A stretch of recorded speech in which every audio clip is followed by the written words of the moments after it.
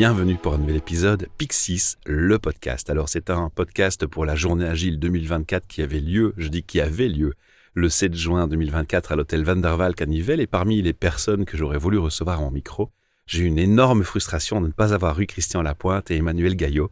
Et on s'était promis, quand on s'est quitté là-bas, on fera un podcast dès qu'on se voit. Et ça tombe bien, parce qu'aujourd'hui, nous sommes le 19 octobre, bien plus tard que la journée agile, et on s'est retrouvés chez Transforma Bruxelles qui nous accueille et qu'on remercie, parce que dans la journée agile, il y avait un atelier où on a parlé de Virginia Satir, et ici, c'était un événement que nous avons organisé ici en continuité pour regrouper, échanger, dialoguer sur le thème. Alors, je ne vais pas rentrer trop dans les détails.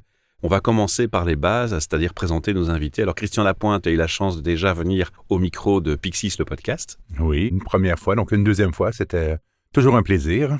Je vais inviter les auditeurs et auditrices, pour qu'on ait un maximum de temps pour l'échange d'aujourd'hui, d'aller réécouter ton interview où on parlait de tes formations, Scrum notamment, puisque tu es formateur Scrum pour Pyxis et Odd Conseil, et même en Suisse aussi, parce que Pyxis, c'est un réseau. Alors, on va pas refaire tout l'épisode, mais j'invite les auditeurs et auditrices à aller réécouter cet épisode dans notre chaîne. Il est dans le flux RSS, il est dans la liste des épisodes disponibles.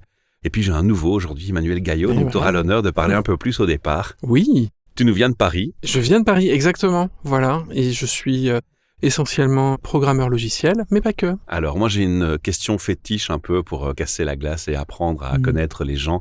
De ton rêve d'adolescent à ce jour, que s'est-il passé? Surtout, est-ce que tu es aligné avec ton rêve? Quand j'étais ado, je me suis dit jamais dire non, prendre toutes les invitations qui viendraient et croquer un maximum, et jamais me dire non à moi-même non plus. C'est tout ce que j'ai envie de le faire. Ça a pris des chemins bizarres, tortueux, parfois étonnants. Mais je suis plutôt content de là où j'en suis avec tout ce qui m'est arrivé. Et quelque chose qui me donne beaucoup de joie ces temps-ci, même si alors ça, pour le coup, j'avais aucune idée que je serais là-dedans quand j'étais ado, c'est je m'occupe de rénover une ferme avec Christian et d'autres complices qu'on espère un jour transformer en lieu de partage, lieu d'accueil. C'est très beau. Je m'attendais pas à ce que le contact de la nature et des vieilles pierres soit si important que ça pour moi, mais ça l'est. C'est là qu'on découvre une partie de soi qu'on ne connaissait pas. Exactement. Laisse le mystère, les amis et les Exactement. amis. Comment s'est fait le switch de l'informatique à, j'ai envie de dire, tellement d'humains? Parce que quand on a... Moi, j'ai assisté à cet atelier aujourd'hui. Je te connaissais pas. J'ai découvert un peu comme chez Christian, beaucoup d'humanité, d'orientation vers l'autre. Comment on passe de ce focus informatique à ce focus humain? C'est pas si clair que ça pour moi que ça s'est passé dans cet ordre-là. Il se trouve que j'ai fait de l'informatique parce que j'avais des bons copains en informatique et que à l'époque je me dis on va faire des jeux vidéo et ça va être génial. Et puis en fait j'ai jamais vraiment fait de jeux vidéo. Mais ce qui me plaît dans l'informatique effectivement c'est le côté de construire des mondes, construire une forme de contrôle, de maîtrise, d'être quasiment le démiurge de quelque chose. Et comment j'en suis arrivé à m'intéresser davantage à ce que Christian des fois appelle des humaineries, c'est avoir travaillé en fait à un moment en tant qu'informaticien dans un cabinet de conseil où je me suis retrouvé à promouvoir des méthodes agiles, plus principalement extreme programming, et assez rapidement de me rendre compte que les équipes, les clients avec qui je travaillais étaient surtout des équipes en crise, qui n'avaient pas tant besoin que ça d'extreme programming, mais surtout d'humanité.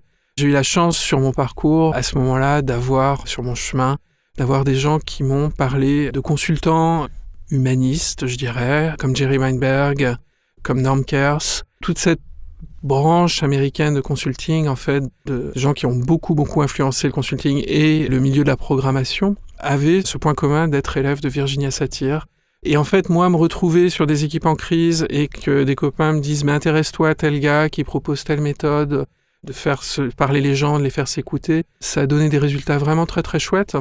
Et en même temps, curieusement, régulièrement, on va dire 1 fois sur 3, 1 fois sur 4, il y avait des gens qui me disaient « Mais c'est n'importe quoi, je ne suis pas dans une thérapie de groupe, on dirait les alcooliques anonymes, tu n'es pas mon psy, etc. » Et ça m'intriguait beaucoup, parce que moi je faisais ça de manière très naïve, et je savais pas exactement pourquoi on me parlait de tout ça, ce que ça venait dire. Tu comprenais pas ce qui dérangeait en fait. Exact. Et même à un moment donné, je me suis demandé, mais est-ce que déontologiquement je peux utiliser ces choses-là, puisqu'il y a un quart des personnes qui me disaient « T'as pas le droit, c'est pas le cadre, c'est pas le contexte ».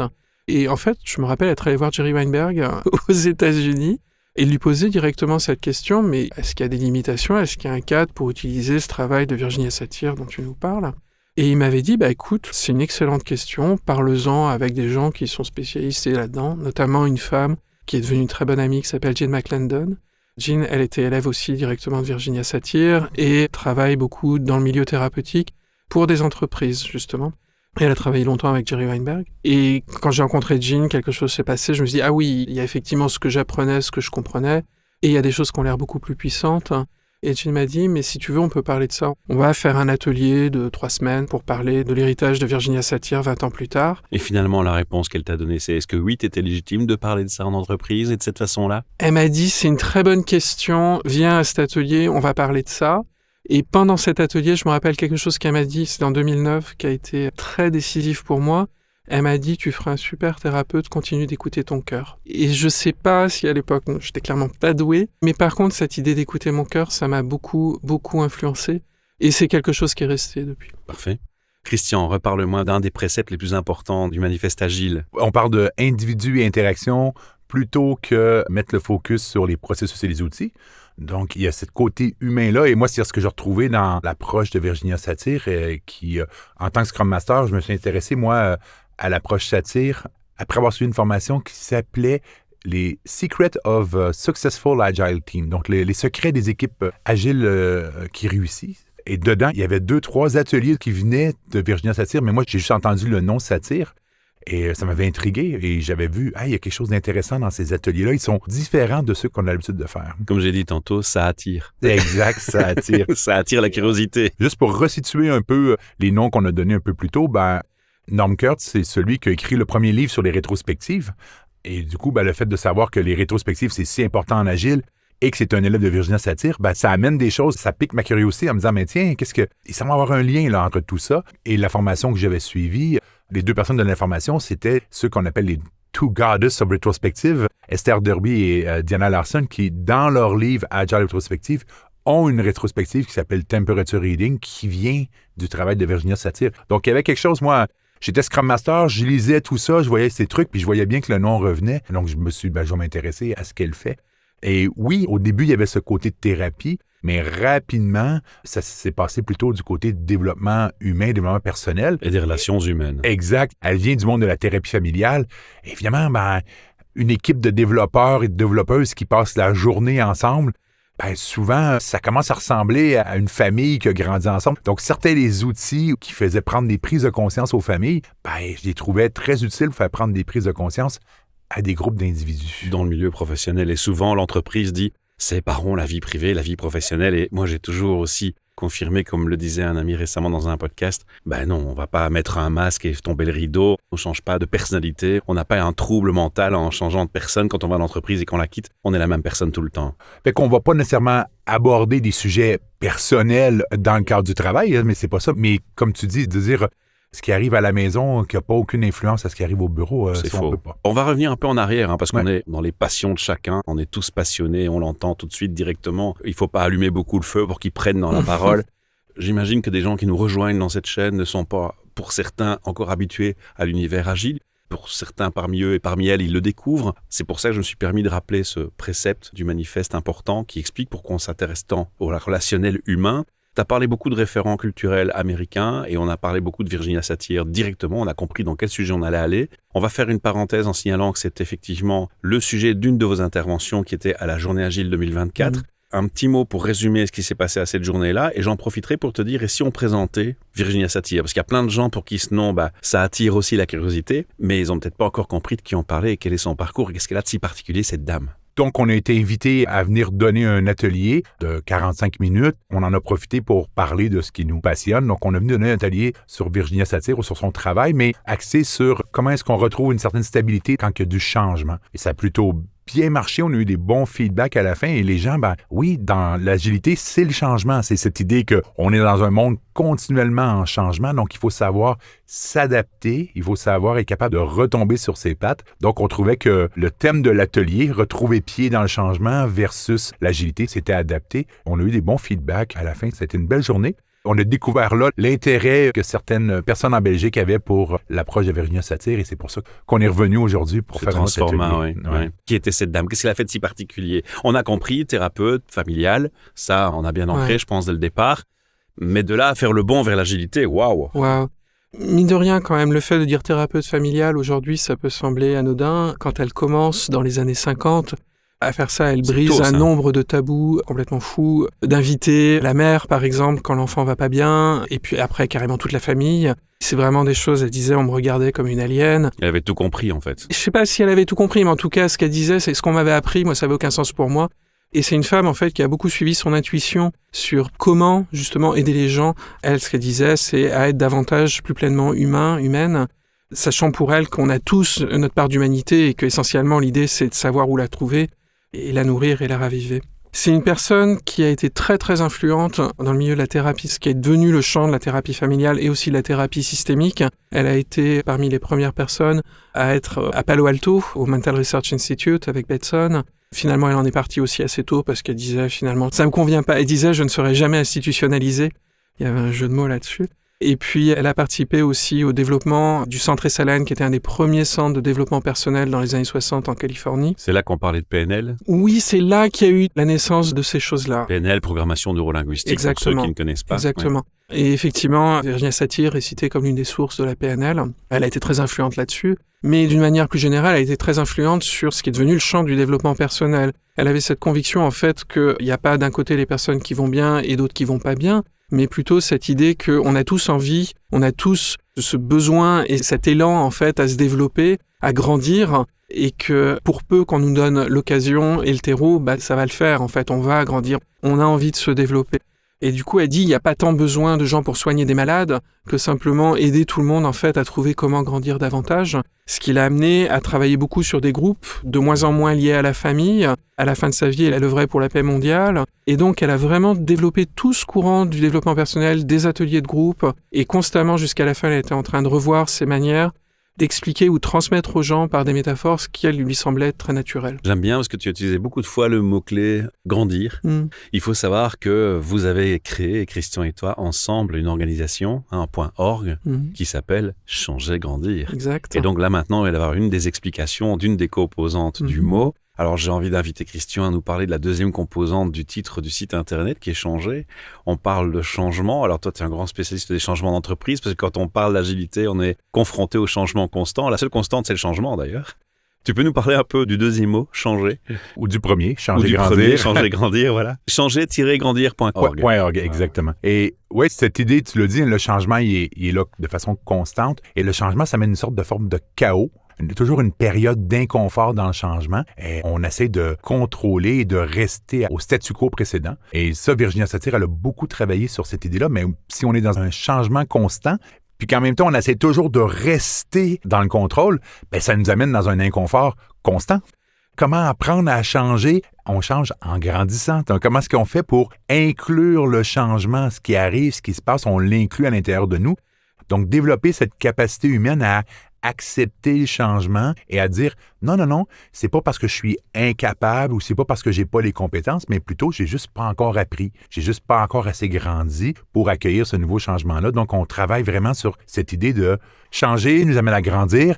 Et grandir nous amène à avoir une boîte un peu trop petite. Donc, du coup, on veut sortir de la boîte, donc ça amène des changements. Donc, c'est une espèce de cycle comme ça qui peut être soit vertueux parce qu'on accepte que le changement est là et on construit, on bâtit les structures en dedans de nous pour être capable d'accueillir ce changement-là.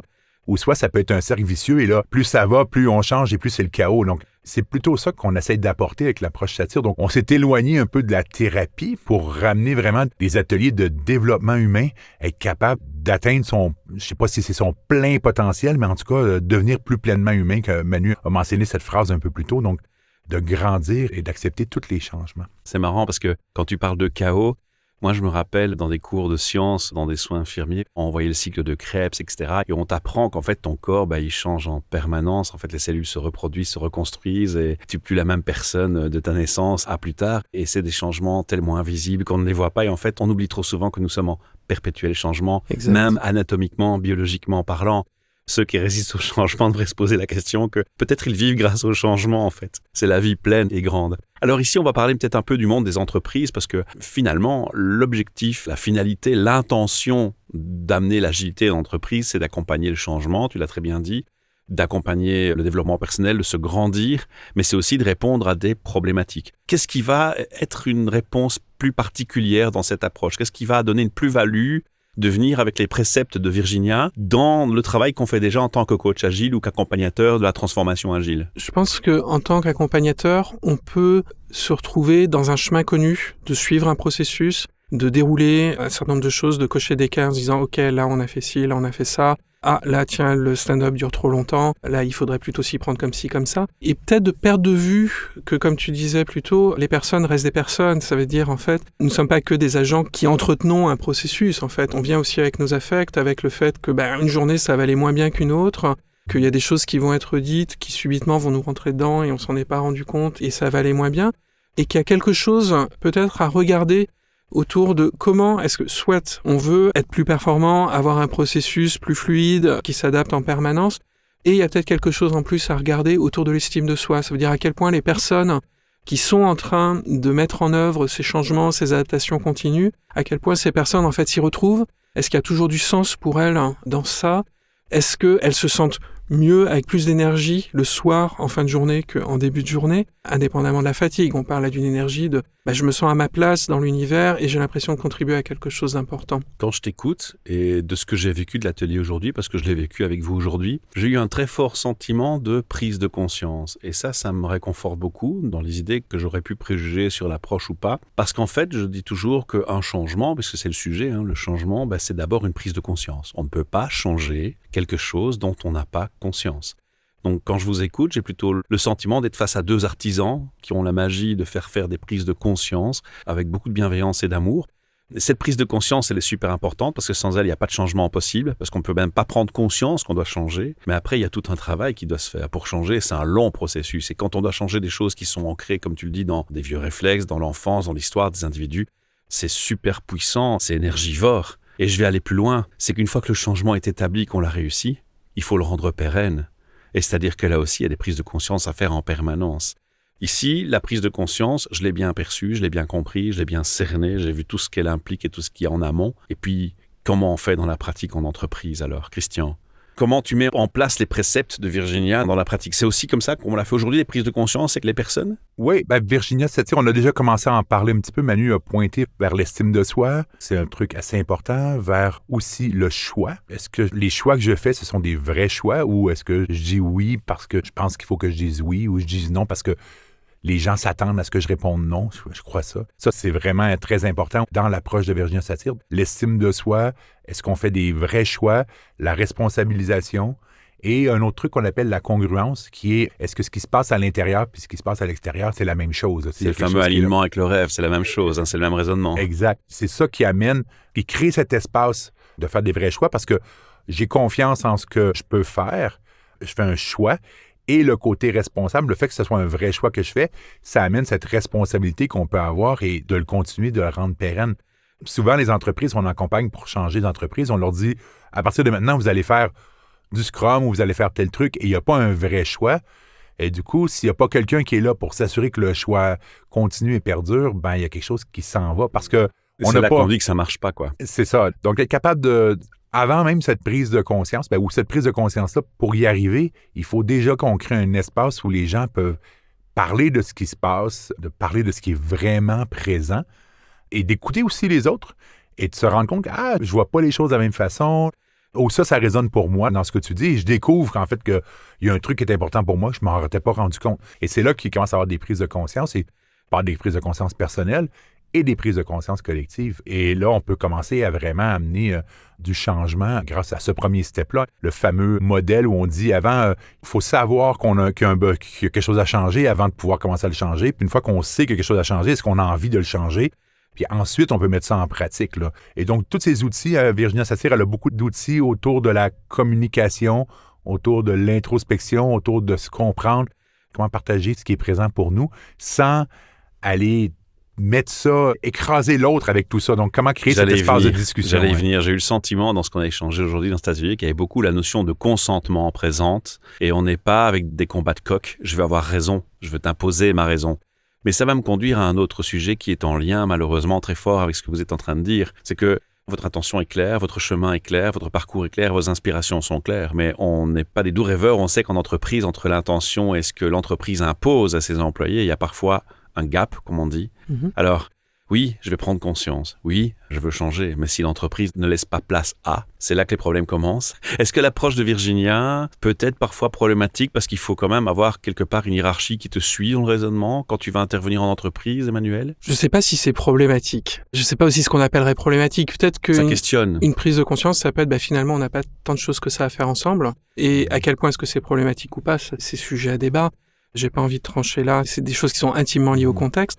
Une nuance qui est faite dans cette approche que moi j'aime beaucoup, qui m'a beaucoup servi, c'est la différence entre qui je suis et quel est mon rôle, ou dit d'une autre façon, quelles sont mes aspirations, ce à quoi j'aspire, et quelles sont les attentes que je peux avoir envers moi ou qu'on peut avoir envers moi. Et souvent, en fait, quand on n'y prête pas attention, on peut se retrouver à mélanger les deux et à se dire, peut-être que ce que je veux, c'est une forme de reconnaissance, d'appartenance à un groupe. Ça, c'est quelque chose qui me nourrit profondément.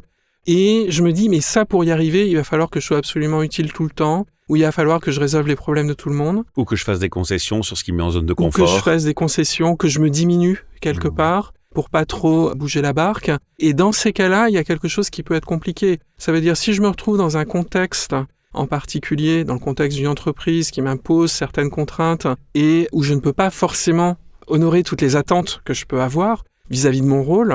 Par exemple, je me dis en tant que développeur, je dois pas écrire de bugs. Bon, en fait, ça va peut-être arriver, surtout si on me demande d'aller vite pour livrer. Si jamais, en fait, mon estime de moi tient à la manière dont je nourris cette attente, je peux me retrouver, en fait, à me faire du mal assez rapidement. Alors que, si j'arrive à différencier les deux, me dire, OK, il y a d'une part le fait que je dois faire mon travail du mieux possible, le plus consciencieusement possible, et que par ailleurs, il y a les moyens qui me sont donnés pour arriver à faire ce que je fais, déjà, en fait, je peux me dire, là, j'ai fait du mieux que je pouvais avec ce qui m'était donné. Et après, il y a un moment qui peut être, mais est-ce que ça a encore du sens pour moi? Mais ça, c'est autre chose. Et surtout, si on commence à arrêter de mélanger ces choses-là, on peut très bien se retrouver dans un travail où on se dit, là, on est en train de jouer aux petits chevaux. Moi, j'avais peut-être envie de jouer au Monopoly, mais on se retrouve à jouer aux petits chevaux. Moi, j'ai le rôle du cheval vert. Bon, très bien. Et finalement, peut-être que je suis prêt à jouer avec ces règles-là, si par ailleurs, j'arrive à nourrir mes aspirations d'une autre manière. Donc, c'est un peu trouver la zone de point commun, la zone de confort commune entre le groupe, l'entreprise et l'individu. Ou en tout cas, être conscient, est-ce qu'il y a une zone de recouvrement possible ou pas? Oui, cette idée on peut aussi changer en premier les coachs et les Scrum Masters et les agents de changement. Donc déjà, si ces personnes-là se découvrent eux-mêmes, ils sont capables de voir qu'est-ce qui est dans leur chemin ou quels sont les mécanismes qui sont là, ça va peut-être les aider à aussi comprendre. À comprendre et à faire différemment leur boulot. Mais je pense qu'on est là pour, en anglais, on dirait the long game, OK? C'est-à-dire, je m'attends pas au changement magique. Les gens, les entreprises, ils sont créés parce que ça fait 40 ans, 50 ans qu'ils sont comme ça, ou 100 ans, ou même chose que les humains. Tu as 40 ans, c'est pas une journée que tu vas changer, là. Il y a quelque chose d'assez long. Mais j'aime l'idée que la culture d'une entreprise, c'est pas les mots qui sont marqués sur le mur, mais bien les histoires que les gens se racontent au quotidien. Si on change les histoires au quotidien, tranquillement, la culture de l'entreprise, elle va changer. Puis un jour, il y a quelqu'un qui va monter dans la hiérarchie avec des nouvelles histoires, avec des nouvelles approches. Donc, moi, si on ne prétend pas que cette approche-là, c'est une baguette magique qui va tout changer, on fait juste dire devenir plus humain, c'est un travail d'une vie. Vous êtes des semeurs de graines dans un jardin, il faudra juste l'arroser, l'ensoleiller pour être sûr que les graines fleurissent et donnent les belles fleurs dans la bonne entreprise au bon endroit. Voilà. Ça me mène aussi à me dire que quelque part, on pourrait utiliser cette approche comme un peu un thermomètre de température du bien-être au travail. Parce que si effectivement, quand on vient avec une approche comme la vôtre, ça fonctionne directement et qu'il y a place à écouter les autres dans l'entreprise, c'est déjà un bon signe que l'entreprise va vers les préceptes plus dans l'agilité qu'une résistance à l'agilité. Je me trompe? Je pense que ça peut être un symptôme, effectivement, de se dire, tiens, pour qu'une entreprise soit agile, il doit y avoir une parole qui circule librement et où les gens prennent vraiment en compte leurs différences et leur diversité. Et peut-être que c'est juste un symptôme. C'est pas clair pour moi encore. C'est-à-dire, si on cultive juste ça, à quel point est-ce qu'on sera agile? Ça, je saurais pas le dire. Si on devait rapidement résumer les éléments essentiels, qu'est-ce que vous voulez que nos auditeurs et auditrices retiennent de notre échange aujourd'hui, ou qui n'a peut-être pas encore été dit? J'aime bien ce mot « prise de conscience ». Déjà, en fait, moi, c'est la journée où j'ai pris conscience que peut-être que la plus grande chose qui m'empêchait de me réaliser pleinement, c'était moi-même. Ça m'a donné beaucoup de pouvoir, en fait. Parce que tant que le problème est ailleurs, j'attends que les autres changent, là. Il y a vraiment cette idée-là qui est présente. Je parlais de choix, d'estime de soi et de responsabilité. Donc, à quelque part, à partir du moment où est-ce que je peux décider, moi, de m'occuper de mon bien-être? Et ensuite, je pourrais peut-être m'occuper du bien-être des autres. C'est cette idée de mettre son masque à oxygène sur son nez pour commencer à se sauver soi. Et là, on va pouvoir aider les autres. Et tranquillement, on va pouvoir aider les autres autour de nous. Et ensemble, on peut peut-être réussir à changer un peu plus large que... Pourtant, avant Virginia Satir, il y avait des dictons ancestraux qui nous disaient de faire ça. Arrête de regarder la paille dans l'œil du voisin, regarde d'abord la poutre dans le tien. Ce que je retiens de cette phrase, c'est arrêter de voir que la responsabilité, c'est les autres. Prenons d'abord conscience qu'on a le premier rôle, c'est nous. C'est nous envers nous. Alors Emmanuel, toi, qu'est-ce que tu auras envie que les auditeurs et auditrices retiennent de nos échanges aujourd'hui? Tu te dis... Là, je vais prendre le train, je vais retourner sur Paris, mais quand on va m'écouter, est-ce que j'aimerais que le message qui soit passé ce soit tel message? Que la liberté vient avec le choix, et que le choix, ça vient avec l'espoir.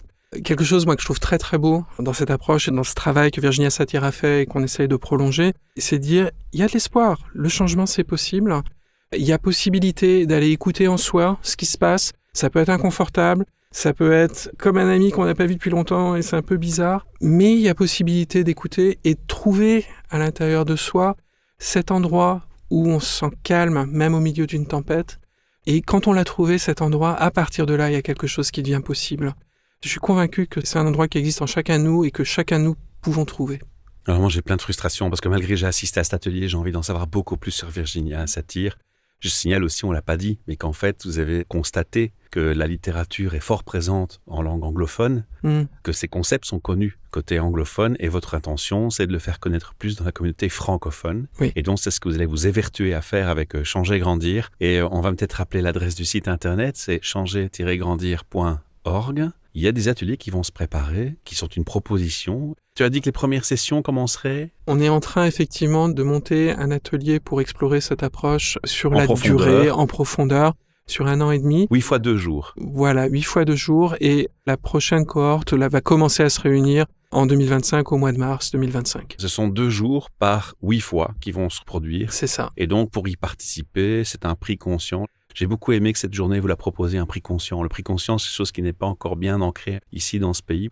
Donc, c'est-à-dire que c'est un prix, vous dites ce que ça vaut et les gens peuvent donner ce qu'ils veulent un peu. Exact. Et là, ici, pour cet atelier, ça a une valeur de 100 € la journée, si j'ai compris. C'est ça. Mais vous laissez la porte ouverte au prix conscient. Exact. En fait, on veut pas que le prix soit un obstacle à participer. C'est pas l'idée. Le prix est là pour aider à louer des salles, à faire des choses, mais bon, c'est pas le but, c'est pas faire de l'argent. Mais en même temps, louer une face aux salle, réalités. préparer les choses, ça coûte des sous. Donc, mais il faut pas que le prix soit un obstacle à participer. D'accord. Et il y aura d'autres activités. Là, on parle de la cohorte en longueur qui va commencer en mars, mais on a des escapades comme on a fait ici aujourd'hui. Donc, une escapade Satir, c'est une demi-journée où on vient, puis on crée un espace justement où on peut se pratiquer à parler de ce qui est important pour soi, à essayer de faire des choix différents.